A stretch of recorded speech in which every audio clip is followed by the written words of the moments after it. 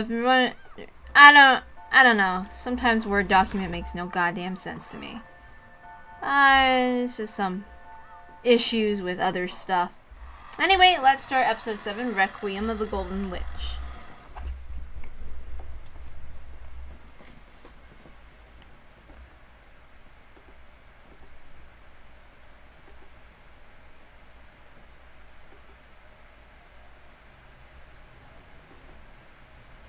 The Ushinomiya family members were relaxing here and there around the waiting room. A light buffet-style meal had been set up, but it was a bit stale and not particularly appealing. Even so, those voracious kids seemed to find it intensely interesting. The cousins had set up a camp around it with Maria at the center. The adult siblings had also formed a group in a different corner. Perhaps because of Kinzo's absence, everyone seemed to be a little more relaxed. Leon, where did you go? And who is that? Mother, I was entertaining this guest of ours. Will, this is my mother, Natsu. No introductions needed. Just tell me what you have to say. Huh? Did you say something? No, he said nothing. This is Will. It seems he knew the deceased. With a smile, Leon casually smoothed over Will's words. He wants to know more about Beatrice. Do you know anything about her, mother? Leon, the departed is an individual to whom the head owed a debt. Nothing more, nothing less. This funeral is a ceremony for the head to repay his benefactor for all he received while that person still lived. That is what I have been told. There's nothing more to it than that. Thanks, Mother. Well, that's all my mother knows.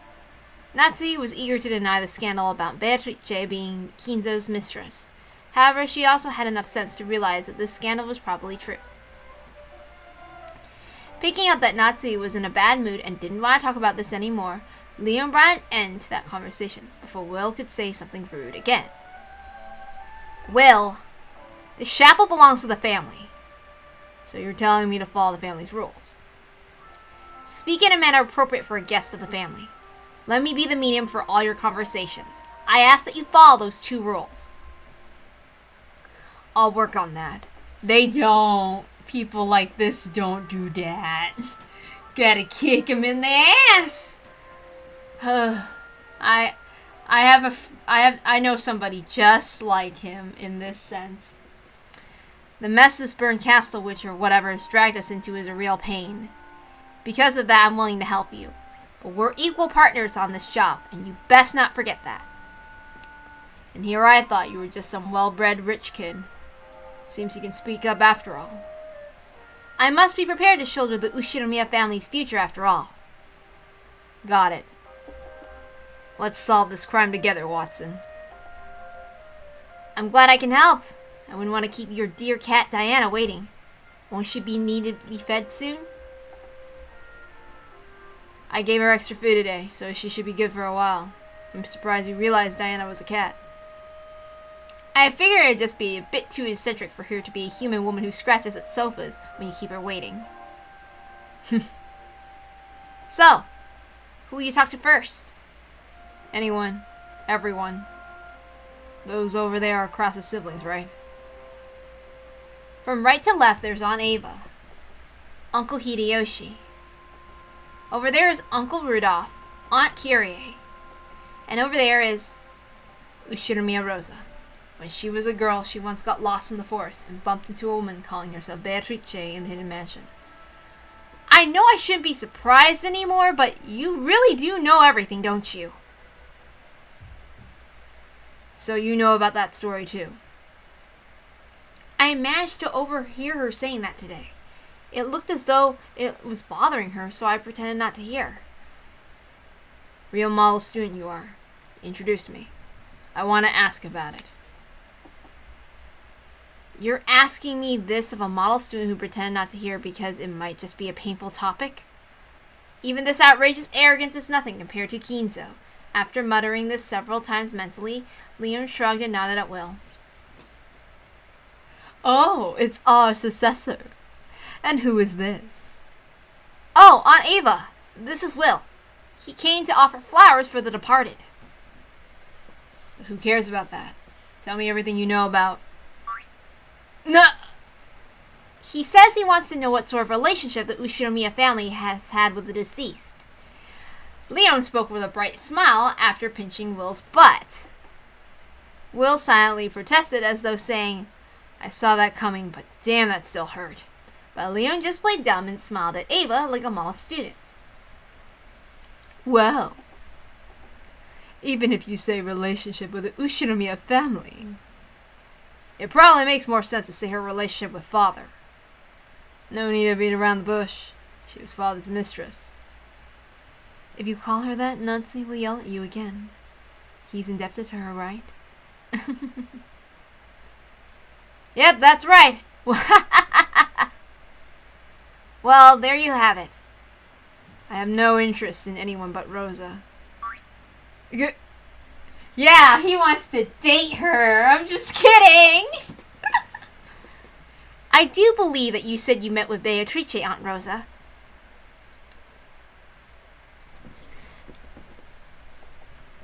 This whole time, Rosa had been hanging her head.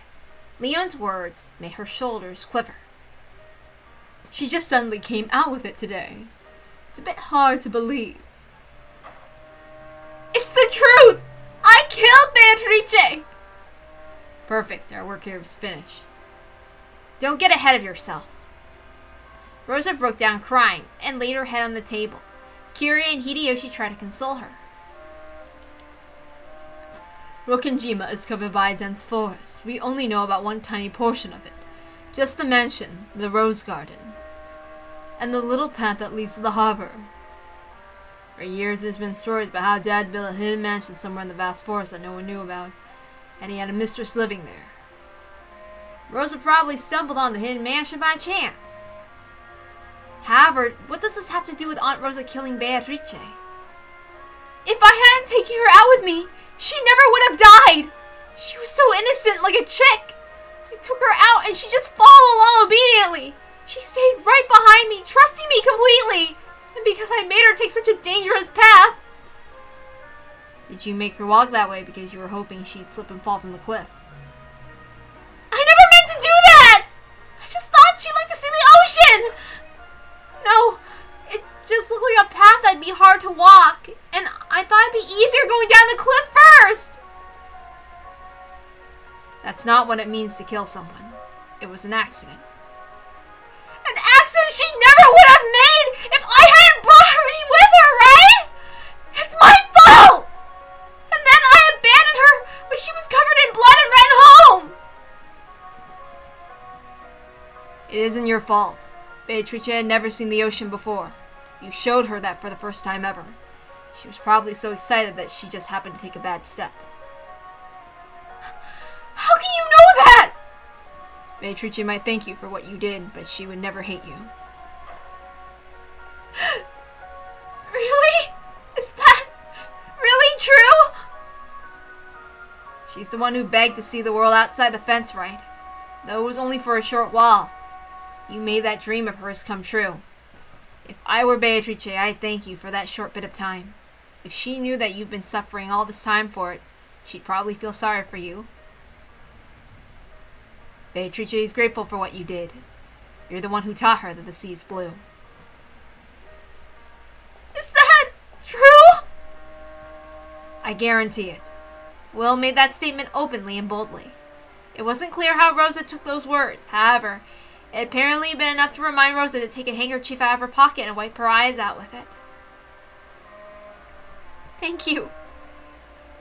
Those are the words Beatrice is whispering to you, even now. Thank you. Rosa wiped her eyes with a handkerchief one more time and hung her head. It looked like a bit of sobbing, but it no longer looked like a fit of sobbing, but more as though she was speaking with the Beatrice of that day within her heart. One last time.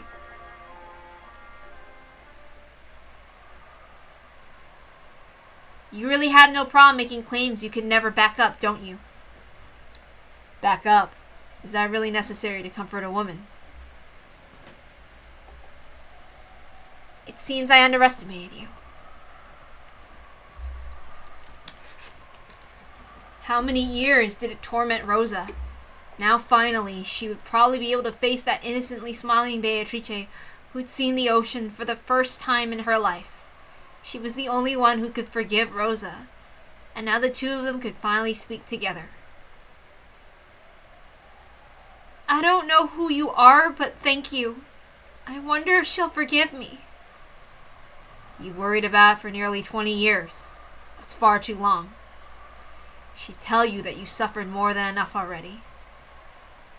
That's right, Aunt Rosa. The sadder you are, the sadder Beatrice would be. You too. Thank you. I don't know if I'll be forgiven, but I'll keep on speaking to my heart to see whether she'll forgive me or not. Thanks, you two. Sorry for showing you such an embarrassing side of me. And I'm sorry to say this right after saying something so pretty, but I want you to talk to me. Tell me what happened back then. Will! Thanks, but it's fine. I'll talk.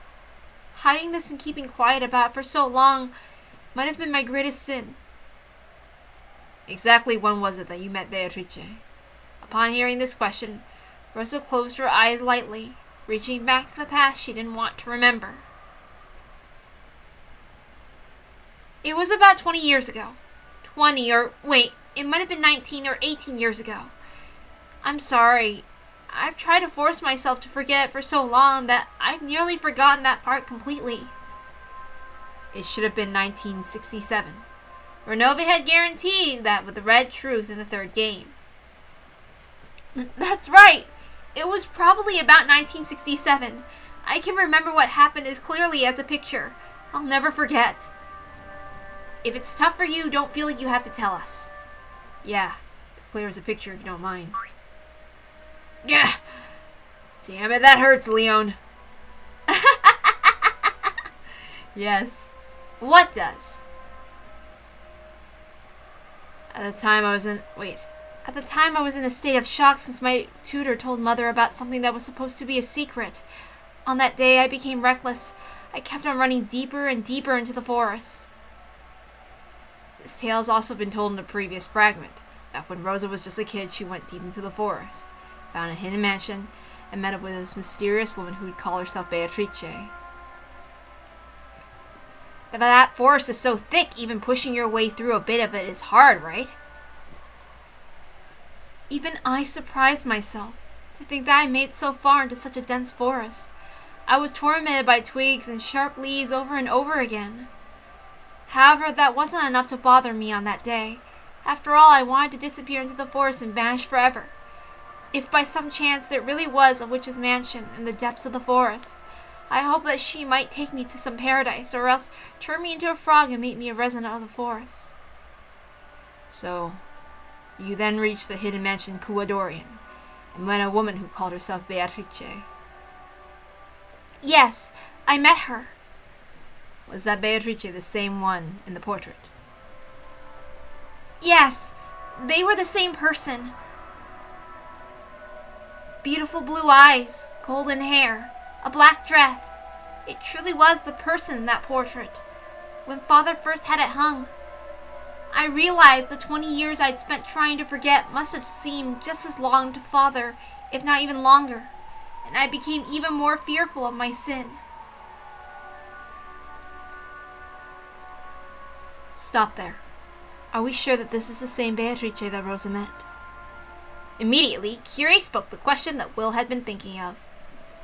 It would be too rash to assume that Beatrice Kinzo met and the one Rosa met were the same person. The time and generation didn't match up.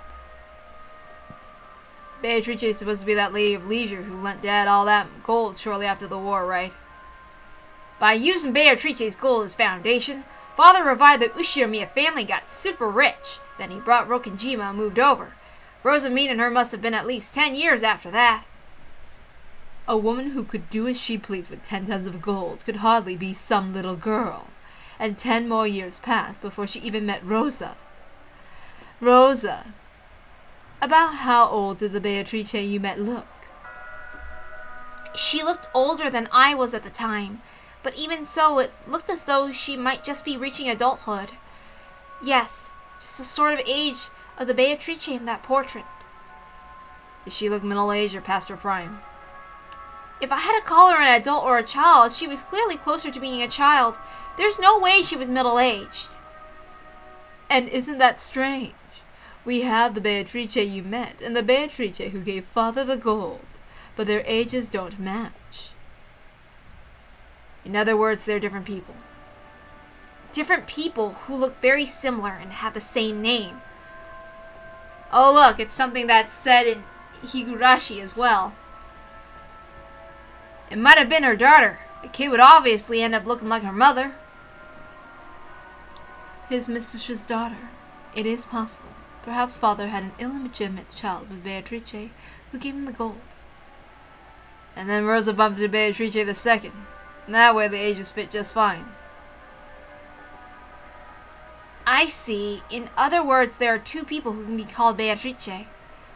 I saw at least a portion of it. I saw like the first 2 hours, but then I ran out of time because I couldn't always, I don't know, I can't do things in one sitting, so I go on and off. So I missed the last hour, which totally sucked.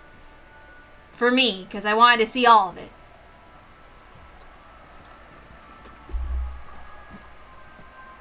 Yeah.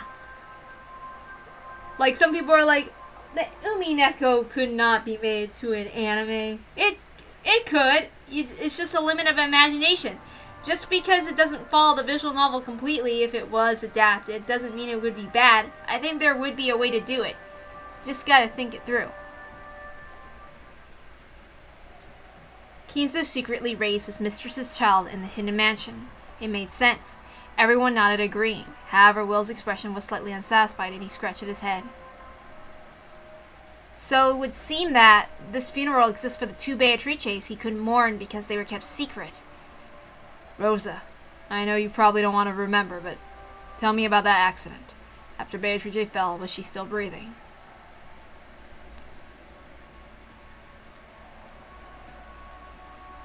I think I missed that part because I missed the last hour. Because you only have like 7 days to watch it, but like, I didn't really have time.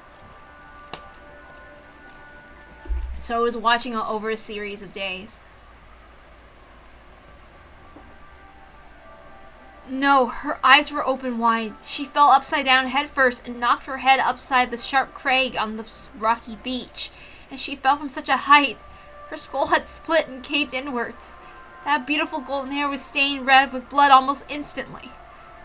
Was it the sort of wound that clearly shows she was dead? Yes! I saw the insides of her cracked head! And it caved deep in enough to fit your fist inside it! No one could be naive enough to see that and still hope that she was alive! Will, do you really need to ask any more? That's enough for the time of the accident. What did you do afterwards? Oh, yes. They should do that for the medium, too. Like, rather than trying to do a straight adaptation of anything, like, people are artists. Gotta flip it around and change it up a bit, but still, as long as it still fits. I think that was, but yeah. I dashed away at full speed. I can't say I was thinking about calling for help. I wanted to escape from that place as fast as I could. Half crazed, sobbing, and out of breath, I kept on running about at random. Eventually, I came across a familiar lion statue. Oh, the one in front of the chapel. No, the one behind it. Anyway, I made it back to the mansion. I couldn't tell anyone, and I didn't want to. I stayed quiet until nightfall. It was so horrible of me. If I had hurried and told someone, they might have brought her a first aid kit and she might have been saved. How is a first aid kit going to help with a crushed cranium? You didn't kill her. Don't worry about that anymore. I don't have money to see the stage play either. I only got to see it for free, the first 2 hours for free on YouTube, but even though you have like 7 days to watch it, but I didn't have time. Which is a shame. Then what will you do next? That night I turned over in my bed so many times I couldn't sleep. Late that night I quietly called Genji on the phone and told him. What'd he say? He told me to let him handle everything and to speak of this to no one. I spent the next several days terrified that father would call for me and scold me brutally. But he didn't. Genji kept on doing his job quietly, just like normal. Father stayed locked up in his study, not knowing any of it. Ooh. I've heard the stage play episode 2 is really good. Like, they might have it for free when they're making episode 3 or something, or when they release episode 3. So I'm waiting for that.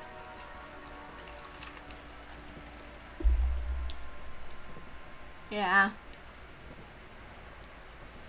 At the very least, none of us ever heard about it. Genji probably managed to clean everything up nicely. Oh, yeah. I mean, I think I've heard from some people they don't actually show up until episode 3. I forget. Because I was just on Twitter, so I don't have all the details. Because, like, I saw, like, some of the photos on Twitter, like, of the cast. I didn't see Burn Castle and Lambda Delta in episode 2, so they're probably going to show up in episode 3. After all, they couldn't let that knowledge of that child go public. Even if she was an illegitimate child, she still was his daughter by blood. It must have been tough for father not being able to hold a real funeral for her.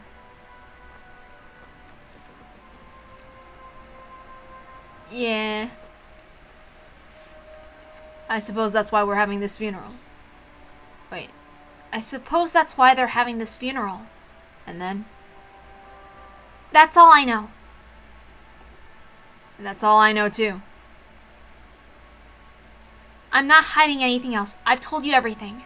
I swear it. Ah, I mean, yeah. But I did see the photo of the goats in episode 2. But I heard that episode 2 I heard it was just awesome. The way that it was adapted. I can't wait. I have to make sure that I see at least all of the stage play for episode 2. I missed episode 1, like the last hour, and that made me upset. But they did pretty good with some of the stuff. Like what I saw with the makeup they did for like the first 6 murders in episode 1. That was pretty. I wasn't expecting that.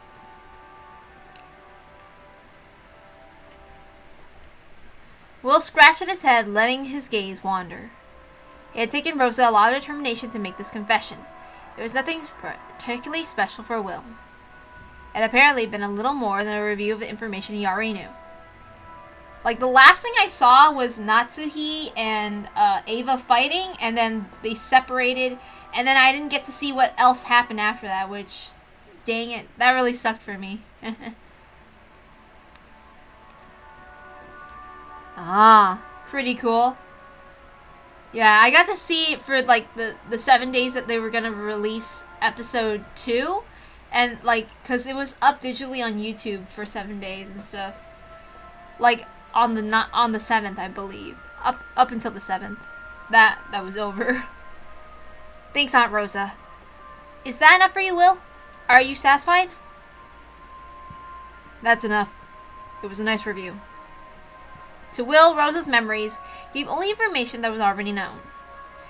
This is the first time he had heard all about her running back to the mansion after Beatrice fell to her death, but none of it was particularly surprising.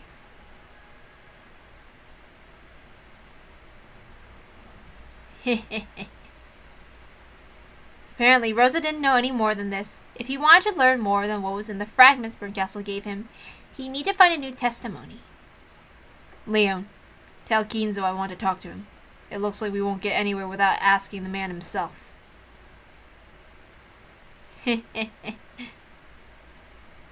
Where are you going? I'll have to cool my head and organize my thoughts. Don't follow. Well then, pardon me. Please take your time. After giving an elegant bow, Leo made a face, tongue sticking out. Unless Will had eyes on the back of his head, he wouldn't have been able to see the last bit.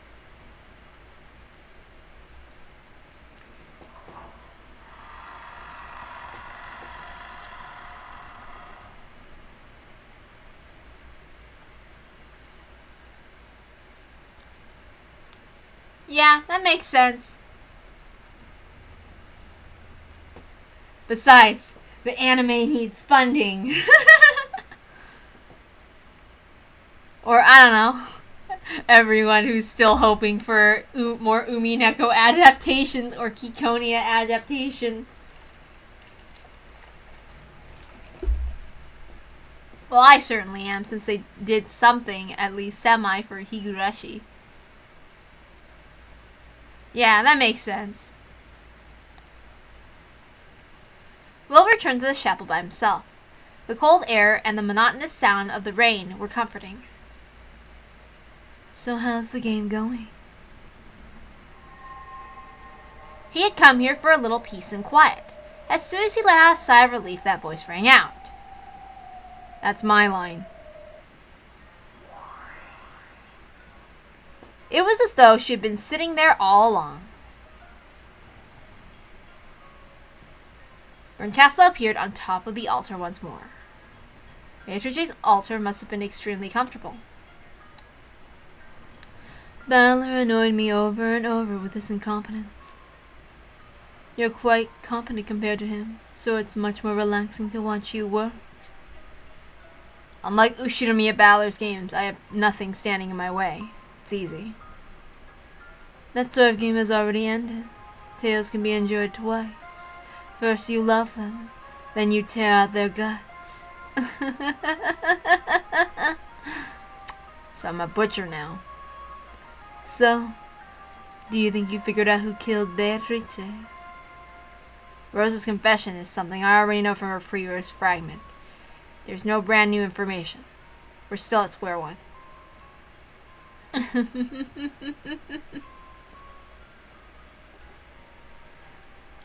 Nice. That'd be cool. How do DMs work? I've never used any, like, Twitch DMs or whatever. I mean, don't put it on here, obviously, but yeah. I don't, not on the Twitch one, because the stream chat will be visible.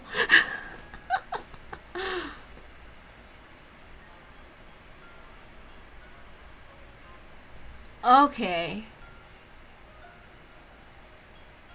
What is... I will keep in note of the Discord. I mean... Oh, okay, yeah, I figured. I wonder if YouTube still has DMs, because I know I was like... I saw your YouTube thingy.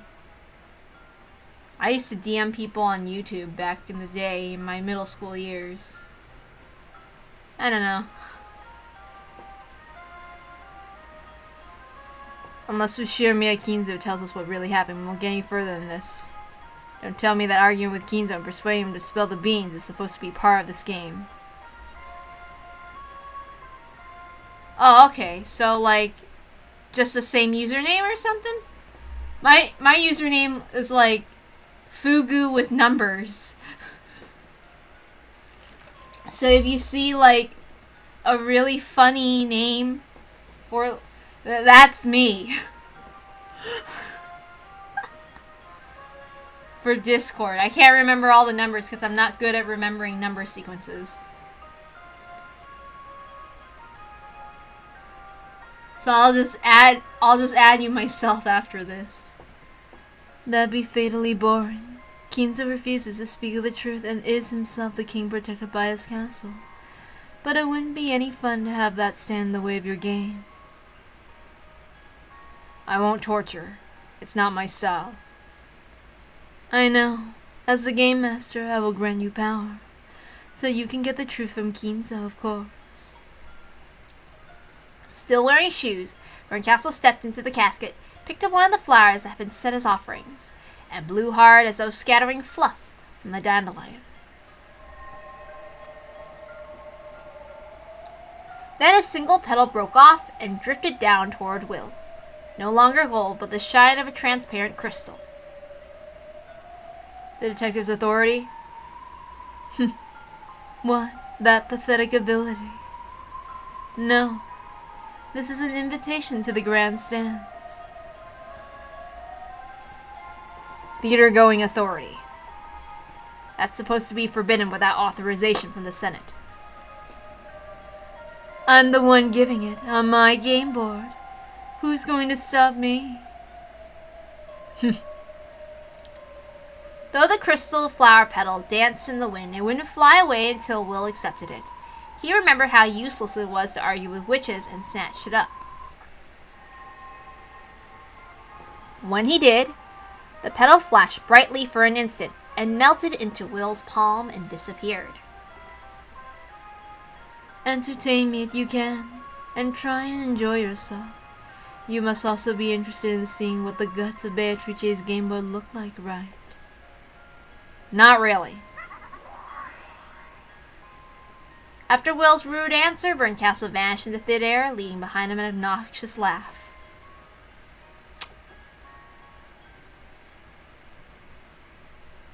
After clicking his tongue, Will turned around unhappily. When he did, it felt as though his gaze had crossed out of a shadow standing right in front of him near the door that led outside. I swear, Burncastle's my favorite antagonistic villain in this one. Even though it's painful at the same time. My favorite character is killing my favorite character. My favorite character is hurting my favorite character. Girls, don't fight!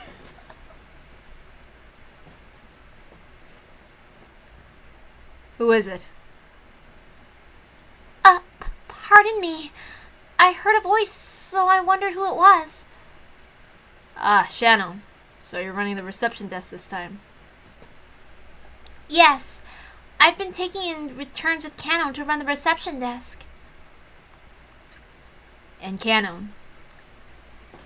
A short while ago, he was ordered by, Leon to take a break, so he's resting now. So you don't know Leon either? Huh? No, that's not... Ushiromiya Leon is the successor, the one who wears the silver ring. Why are you stumbling over the name when you've worked here for 10 years? That's... Don't worry. I don't recognize Leon either. Kraus is supposed to be the successor. Jessica is supposed to be his only child. There hasn't been a single fragment with anyone named Leon in the Ushinomiya family. When she realized that Will didn't recognize Leon either, Shannon relaxed. Apparently, she was a bit relieved to find that she wasn't going crazy by herself. However, her expression quickly grew uncertain once more.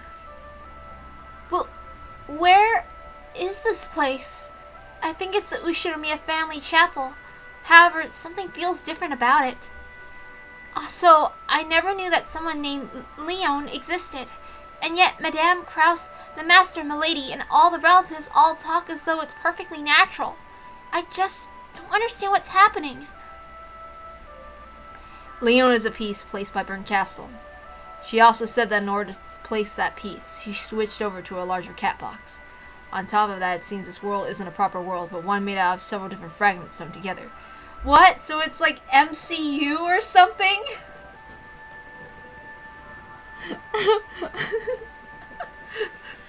But to be honest, I can't say it yet. I can't say the actual movie I want to reference yet. It's as though this is a special stage set up specifically for this game. I'm sure she's nodding at my thoughts right now, laughing and chopping down popcorn. How long have you worked here in this world? 10 years. I see. So it really is a special stage. After all, right when I entered the chapel, I spotted Kinzo. Since Shano has been working here for 10 years, this world takes place in 1986. the stage of Beato's game. In that case, Kinzo shouldn't exist. However, he definitely was here a few minutes ago. Berncastle promised that all the information needed for reasoning was gathered here. She must have really packed it together to fit everything in. I see. So it really is a special stage. You served the Ushiromiya family for many years. So just how much do you know about Beatrice? I know the master loved her deeply, but other than that... Is that all? They say that she's the master of Rokenjima's knight.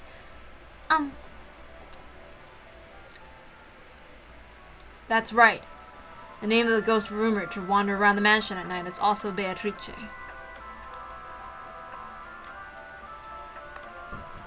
That brings the number of Beatrices down to 3. Insert Spider-Man.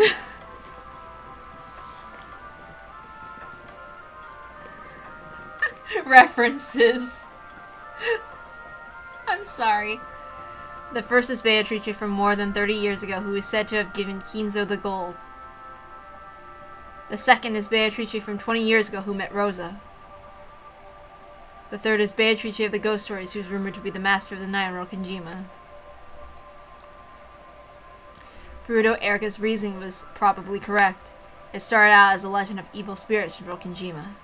Later on, elements such as Kinzo's occult hobbies, the name and the portrait of the mysterious woman Beatrice, and the epitaph got mixed in, and it was all integrated into the legend of the Golden Witch. Then the darkness of the night gained the personality of witch. That's the third Beatrice. This became the veil for the serial murders. Apparently, she didn't understand a word of Will's sudden monologue. Shadow tried to follow along, but she seemed to be having difficulty. Don't waste your time trying to understand. You'll just get a headache. My apologies. Canon doesn't know Leon either, right? Yes. Canon is the same as me.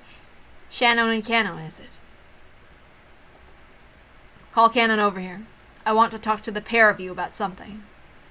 When Will said these words, Shannon's face went blank and her eyes went wide. My apologies. We aren't allowed to leave the reception desk unmanned, so I can't leave to go get him. Then find a replacement and have them take over the reception desk until you get back. You, me, and Canon. We, the 3 people who don't know Leon, need to talk. We've been told that one person is enough to run the reception desk. But no one told you there was anything wrong with 2 people manning it, right? We're low on helpers today, so we were told that having 2 people at the reception desk would be unnecessary. Who gave you that order? Kinzo? Kraus? Or was it Leon? I will check with them. It was the one who orders me. I cannot disobey orders. Who is this person? I'll negotiate with them. You cannot negotiate. It is the one who orders us. Call Canon over here. I hate theater going as much as I hate torture. Slowly, Will put his right hand out of his pocket. When he slowly opened his fist, a small bright glow emanated from it. The flower petal given to him by Berncastle had become a glowing, sparkling mark on his hand. He held that out towards Shannon and slowly approached her. Call Canon. I want to check something with you 2. I can not call him. Do you still want me to? If you don't call him, I'm going to use my authority. If you insist, I can call him, especially for you, but... There was some kind of incomprehensible tension between the 2. Will stood there, his left hand still in his pocket, his right palm glowing and stretched out toward her. Shannon just stood there, her hands still folded politely in front of her. Her posture was beautiful, and yet it felt oddly as though windswept drops of rain were sparkling and crackling in the air. I will go call Canon. Are you absolutely certain? Will's expression had remained unchanged the whole time. Shadow's face was still kind and gentle, and yet the tension was as icy as a frozen lake. Beginners in chess will sometimes move their king into check without noticing it. One might mercilessly capture the king in this situation, but high-level players are supposed to calmly tell their opponent about their mistake. If you take one more step, you'll get captured. This was similar to that. I see. So after all, I get it. That's enough. You guys can take it in turns to run the reception desk. Slowly, Will lowered his hand. I'm not dealing with that. You could have gamed over there. Thank you for understanding. The glow slowly vanished from Will's palm. That completely incomprehensible tension melted away like a sugar cube in water. However, nothing had changed since the beginning. Will's expression and Shannon's expression were the same as they'd always been. Oh, are you leaving? Footsteps approached them. It was Leo. Just having a casual conversation. I wanted to ask her something. What could that be? Did you find what you were looking for?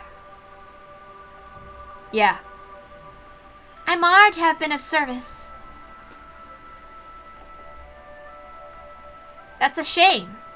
If you were looking for an umbrella, I could have gotten you one right away. Did you convince Ginzo? I told him that a rare guest wanted to greet him. He says he'll meet with you. Did you tell him that I wanted to ask about Beatrice? Isn't that your job? With a slightly mischievous look, Leon turned away. Will scratched his head and shrugged, looking annoyed. Well, guess I'll get a chance to try this out at least. Will opened his right hand and showed it to Leon. It was just a hand without anything remotely remarkable about it. Leon's head tilted to the side in bafflement at this strange gesture. Good work. Wait, your name was... It's Shannon. That's right, Shannon. Please take over at the reception desk. And make sure you keep warm. Thank you very much, Leon. Shannon bowed deeply in response to Leon's kind words. There was not even a trace of tension in her manner. Let's go, Will. You don't want to miss this chance. The head's mood changes quicker than the autumn sky. Good luck. Here we go.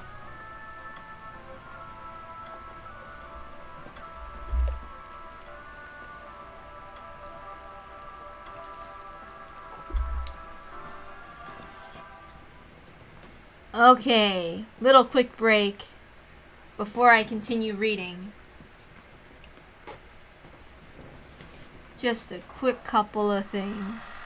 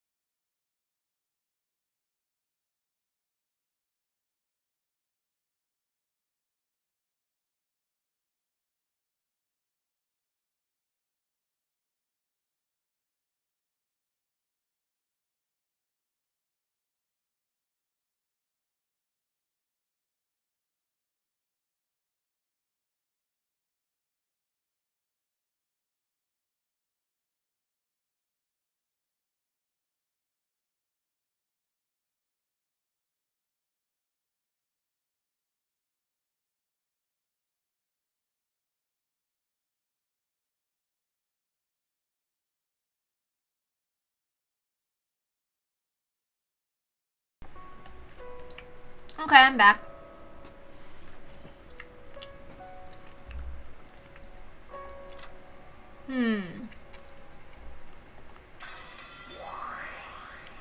Anything else yet? Nope.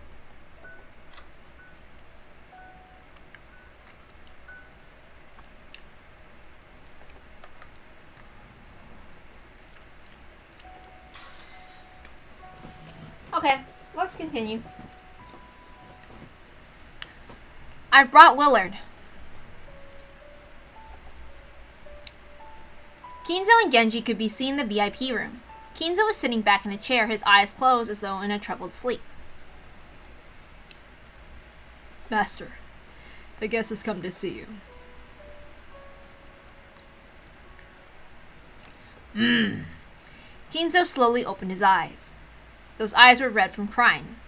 They regained their focus and slowly fell on Will. I am Ushiromiya Kinzo. Will. I am Willard. Allow me to express my condolences.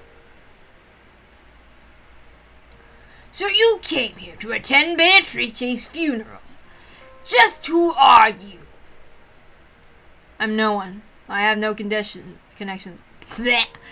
I'm no one. I have no connections with anyone. Don't think too deeply about it. You just get a headache. Ow! I ask that you choose your words a little more carefully.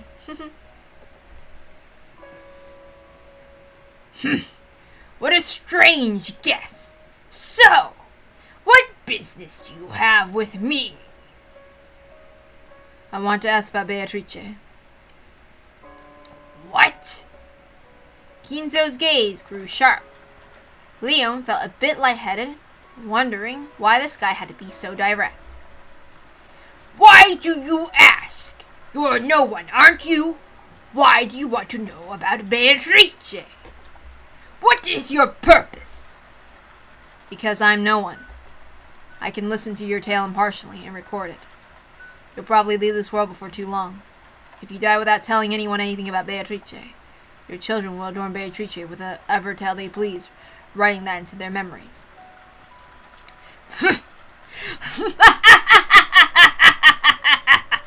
You entertain me, boy! Do you plan on writing my will for me? But that is none of your business! Beatrice is mine alone! No matter what anyone says, no one can defile our tale! What they say is of no consequence! No matter how Kraus and the others misconstrue it, it will neither be painful nor vexing to me! Willard, the master is not fond of wills. He's not the sort of man who would abandon a task, so it might be performed after his life ends. Probably true. I thought it sounded a bit unlike you. The ability to struggle on, as long as we have life, is what makes us human! You think I would give up soon and leave behind a will? How laughably absurd! Yes, that does sound a bit more like you. It's not your style to ask someone to write about the past just because you think your death is drawing near. We know how deeply you love Beatrice. You are the model most worthy of respect that any of us know, an example for us to follow in every aspect of our lives. Please guide our wandering souls and tell us just how much you loved her grandfather. How were you able to live through everything you faced because of her love? I only ask for you to guide us by showing us that love's strength. You're pretty good at this. It's your fault for being so tactless. Boy, what do you know of Beatrice? A truly ignorant person wouldn't even be interested in learning more. The mere fact that you know Beatrice's name shows that you are neither ignorant nor unconnected. Good point. The Beatrice I know of is the woman you love, the one you met before the mansion on Rokenjima was even built. However, she probably departed from this world leaving behind a daughter, and that's the girl who was raised in Kuadorian. Oh! Willard, there is no building known as Kuadorian on Rokenjima. That name Kuadorian, you mentioned it when we were talking with Aunt Rosa too. What in the world does it mean?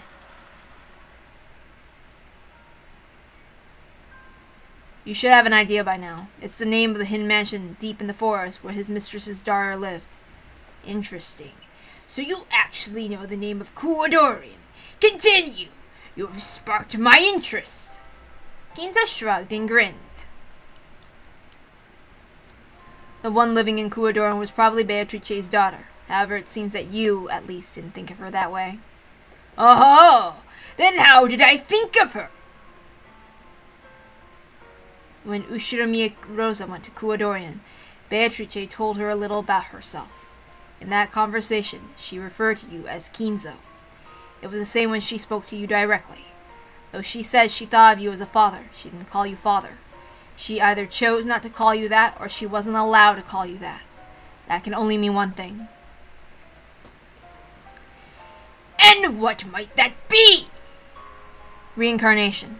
You didn't think of your daughter as a child Beatrice left behind. You believed that the dead Beatrice had revived into a new body. Genji. Once in the past, you spoke in front of Natsuki and several other family members.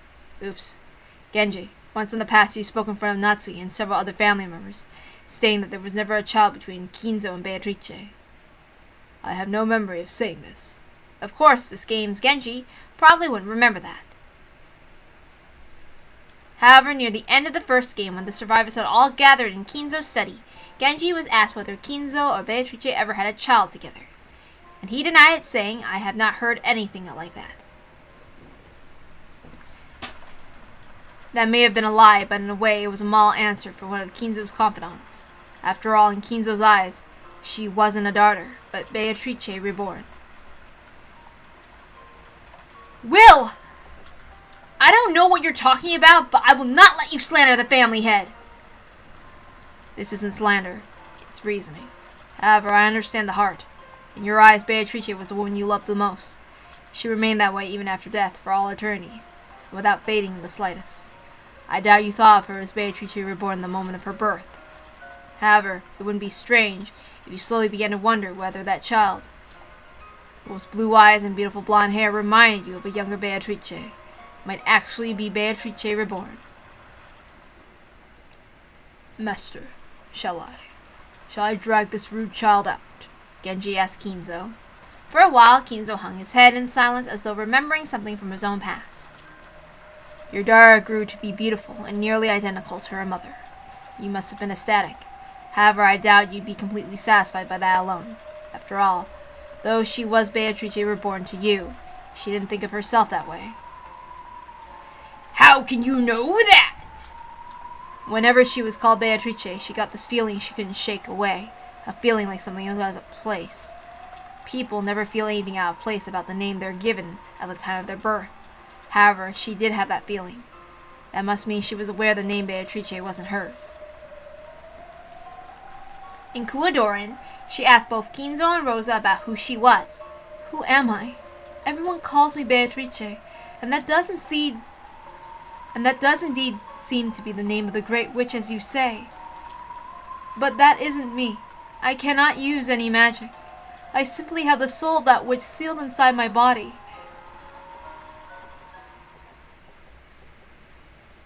Her memory would have returned eventually. Wait. She must have truly been Beatrice reborn. Her memory was coming back. Oh wait, no. Sorry, this was Kinzo. Her memory would have returned eventually. She must truly have been Beatrice reborn. Her memory was coming back bit by bit. My magical ceremonies were helping her regain her memories, one little bit at a time. Head. There's no need to be surprised. If you line up the information in all the games so far, this is the obvious answer you get.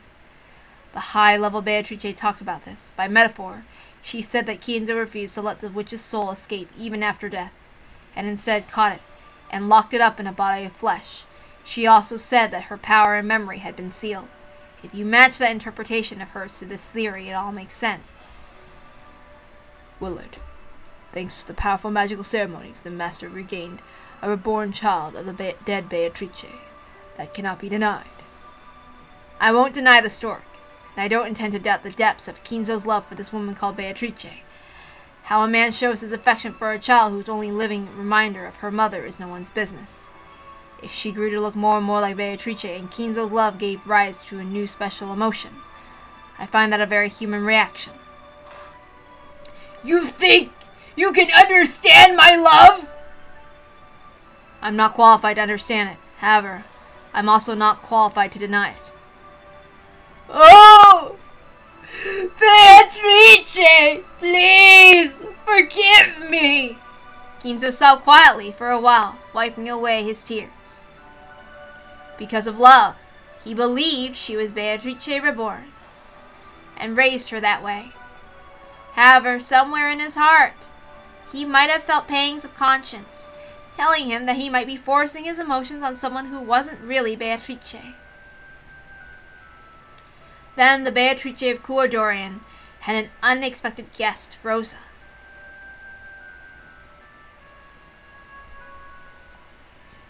That woman simply couldn't believe that she was Beatrice that Ginzo desired. She couldn't stand the fact that she didn't understand who she was, as she wanted to escape to the outside world.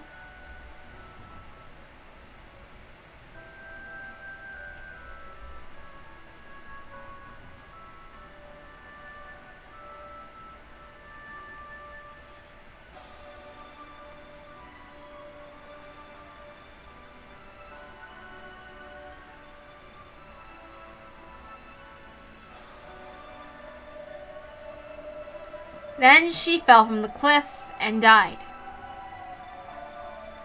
Genji handled that death, which couldn't become public knowledge, very quietly. Funerals aren't for the dead. They exist so those that are alive can sever their ties with the dead. You could never do that. That's why it festered within you. Beatrice! Oh! Grandfather!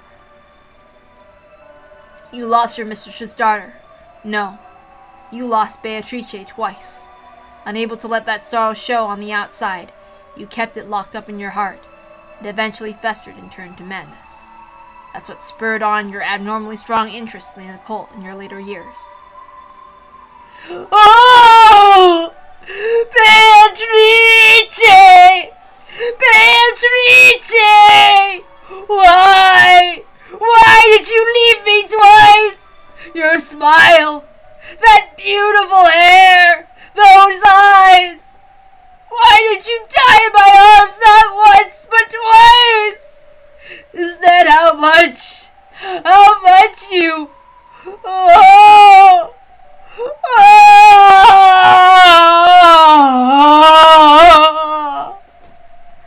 By now, Ginzo wasn't even trying to suppress his sobs.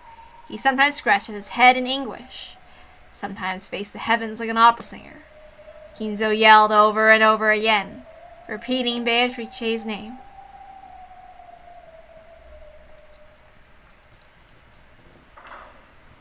At that moment, there was a quiet sound of a door closing.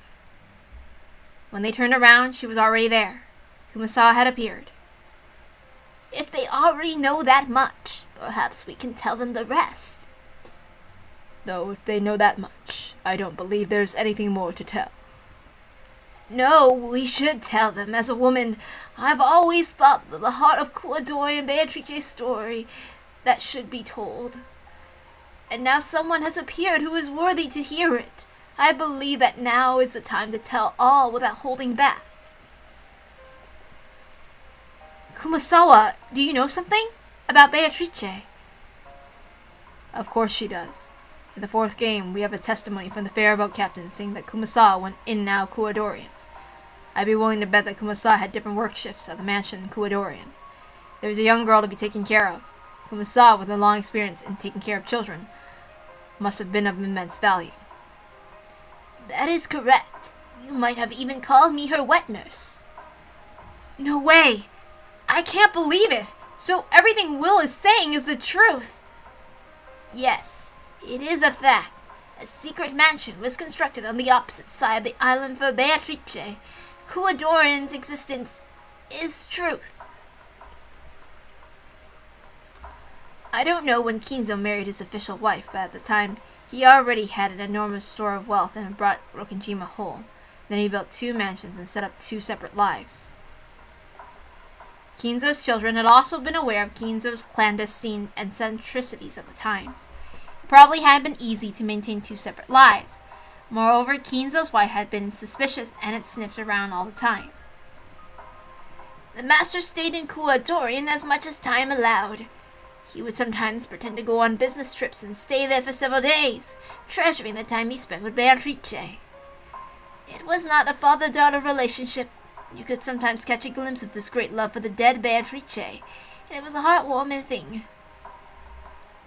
The way you say it makes it sound like he sometimes treated her as a substitute for the dead Beatrice.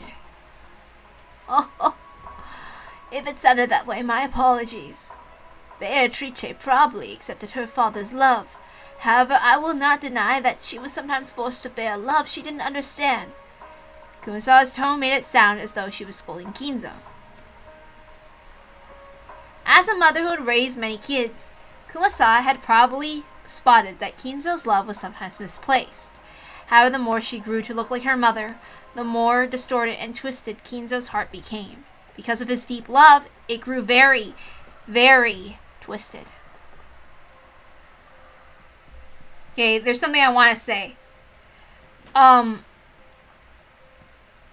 Like, when Kinzo talks, okay, the demons, obviously, like, Renove or Virgilia, they're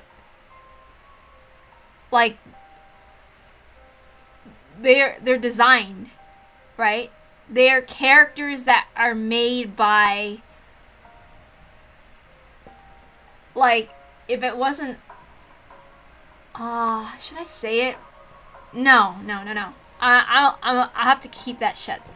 But the way that some of the characters, like, through Virgilia or Renove, when they say that, like, they're not allowed or permitted to say things that Beatrice wouldn't want or something like that, like, let's just say that.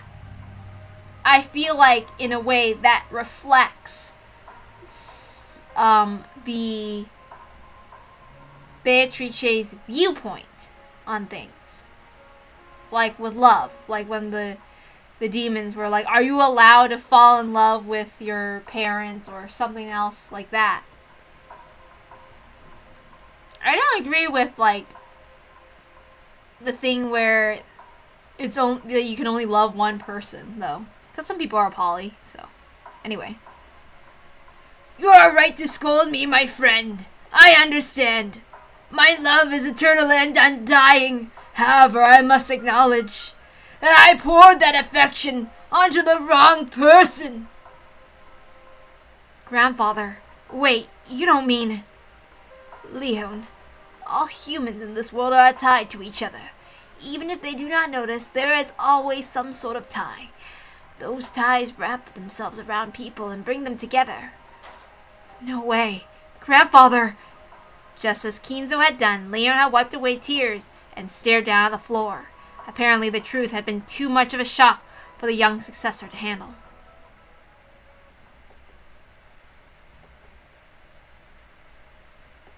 Master, the time to speak has arrived, has it not?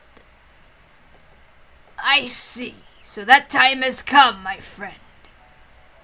Unless you tell us, none of the truth will become clear. Master, I believe they may have the qualifications and the right to know. I know. Perhaps on this day of my fickle funeral, Beatrice in heaven has given me a chance to atone. Forgive me for not telling you this before now. After taking a deep breath, Kinzo finally lowered the hands that had been covering his face and looked at Will and Leon with those red eyes. Grandfather. You listen too, Leon. Guessed. Willard, was it? Yeah. I thank you for giving me a chance to speak of the truth while I am still able. You must surely be a messenger from heaven sent by Beatrice. You have my gratitude. Beatrice isn't the one you have to thank. It was just a witch. Well, I guess they're both witches. I do not care who it was. I have been given a chance. That is enough. Thank you, Willard. Kinzo slowly stood up and held out his right hand. He was offering to shake hands. It must have been Kinzo's way of expressing his gratitude. Will responded. The two then gripped each other tightly in silence. When they did, a bright light poured out from the gap between the two hands. Will felt as though something the size of a grain had burned itself into his palm. It was the power that Bernkastel had given him. The light grew brighter and brighter. However, it seemed that Kinzo and the others couldn't see it. Now I will speak. I met Beatrice Castiglione, just before the end of the war. She came from across the sea.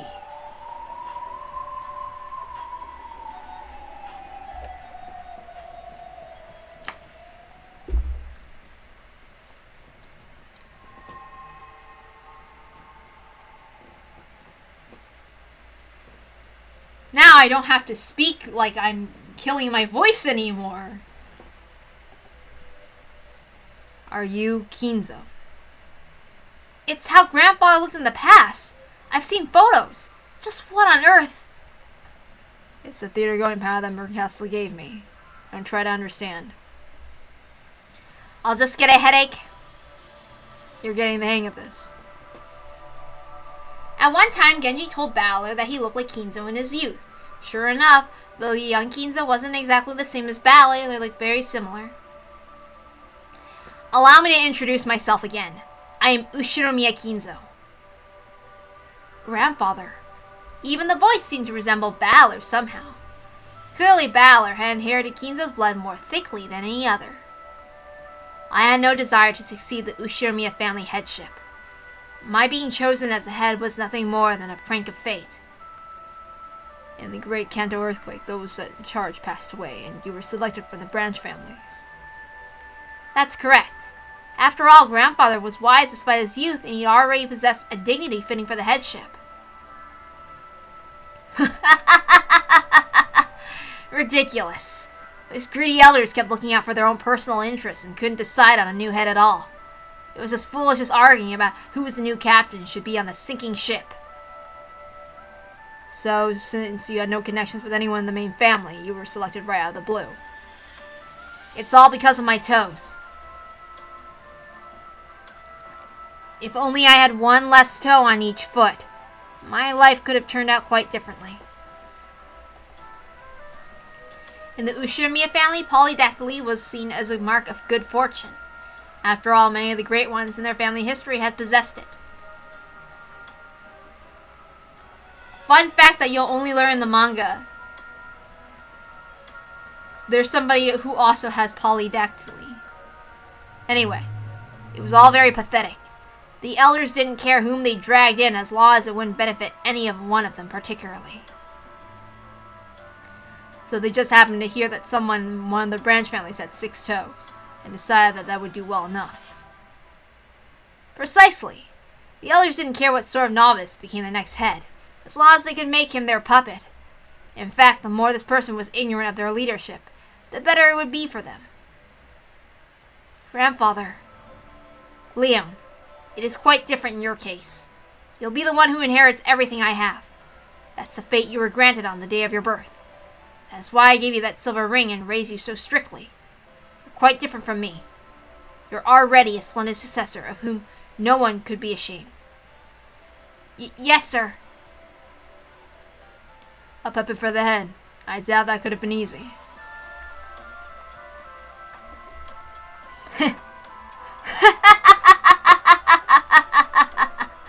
As he pondered about where to begin, Kinzo laughed bitterly. It probably would have been bringing back painful memories no matter where he started from. It lasted for so long. That span of gray days. That dizzying stretch of time I spent dead, like moss growing on a rock. I became the rope in a tug-of-war between the elders who thought in nothing but their own profit, and I probably could have snapped at any moment. However, people are far more resilient than one could think. Though I spent so many days as though I had been killed, I was not killed, so I was forced to search for death on my own.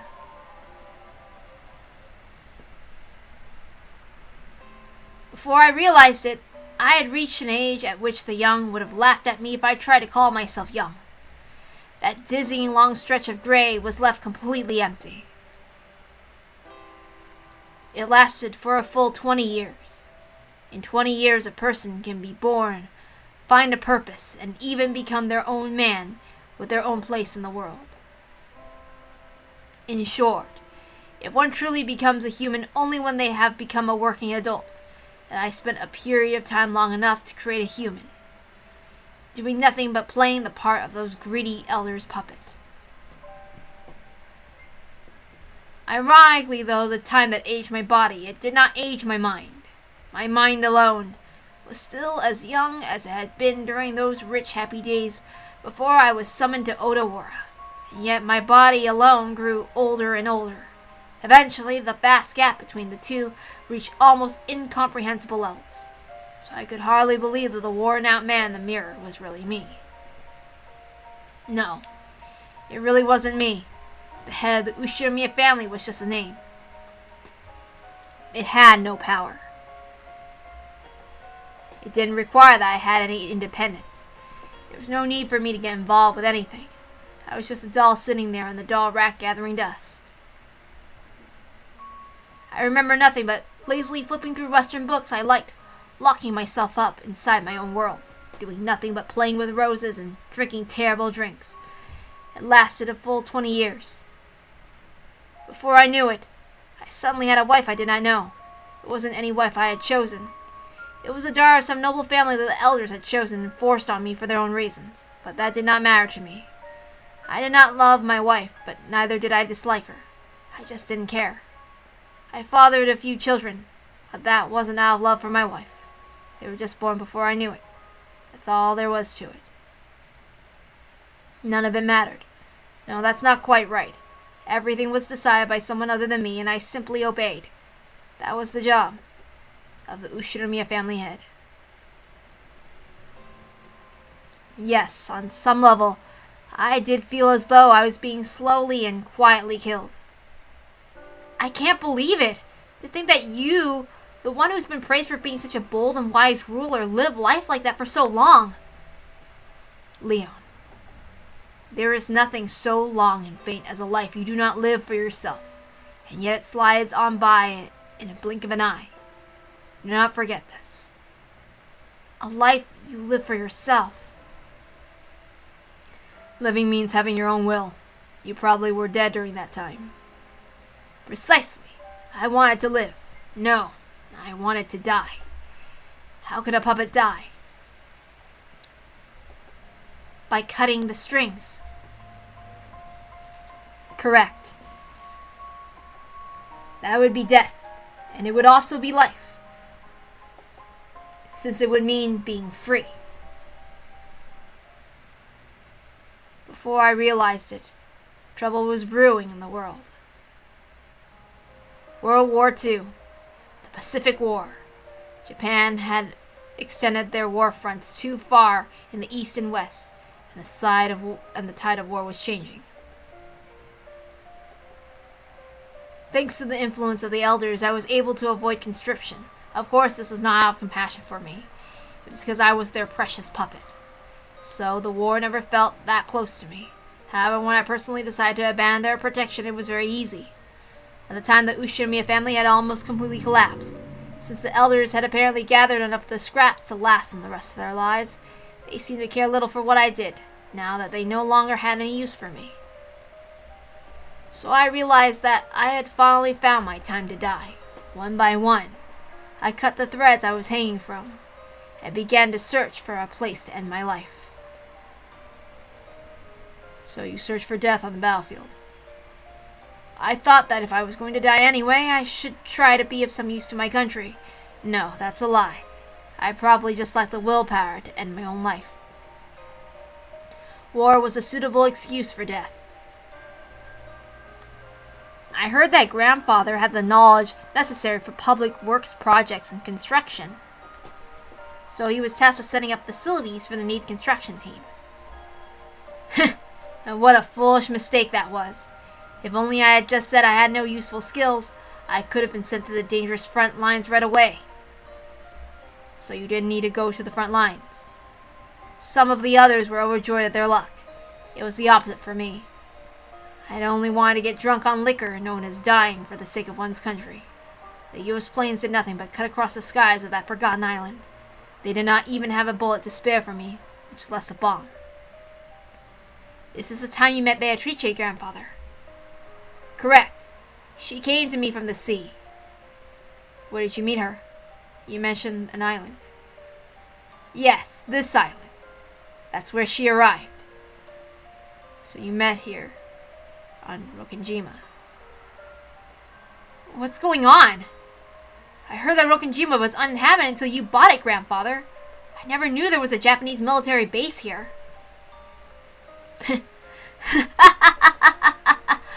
Ah, yes, you could hardly call that a military base. It was just a cave. I was one of the guards of that cave.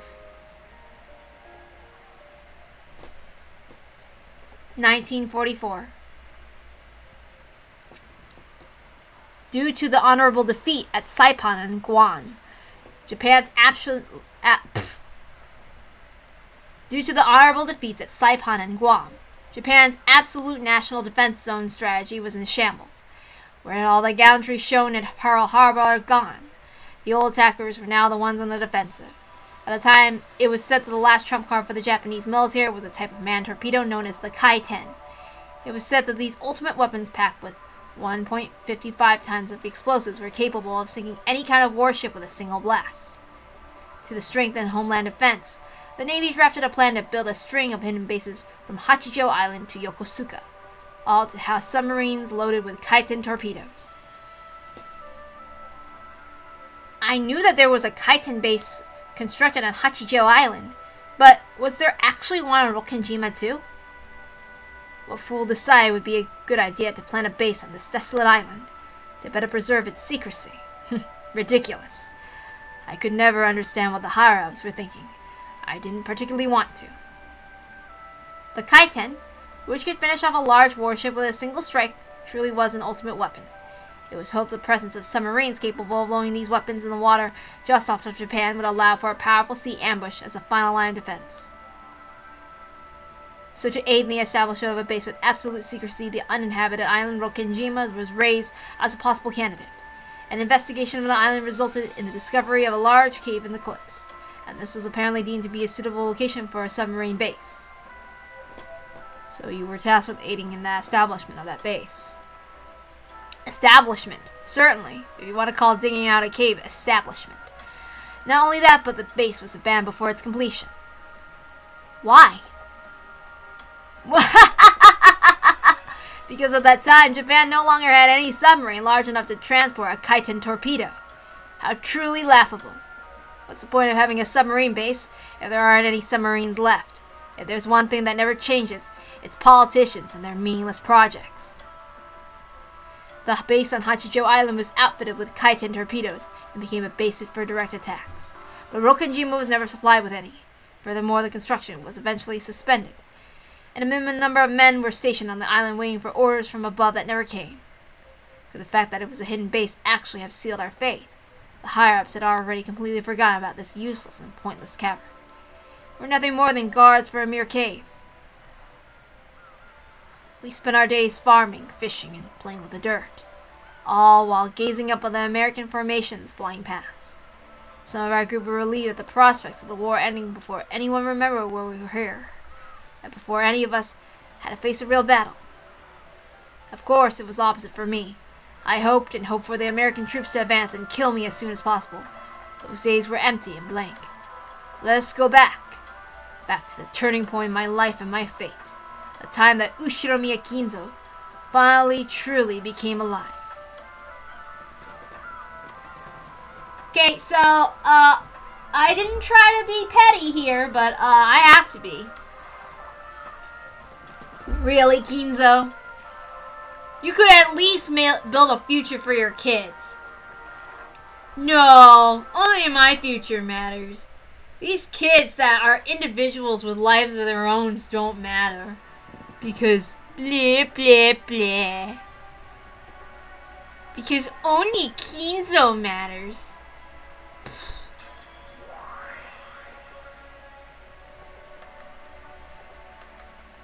Only Kinzo and Kinzo's world matters. Oh, I hate Kinzo.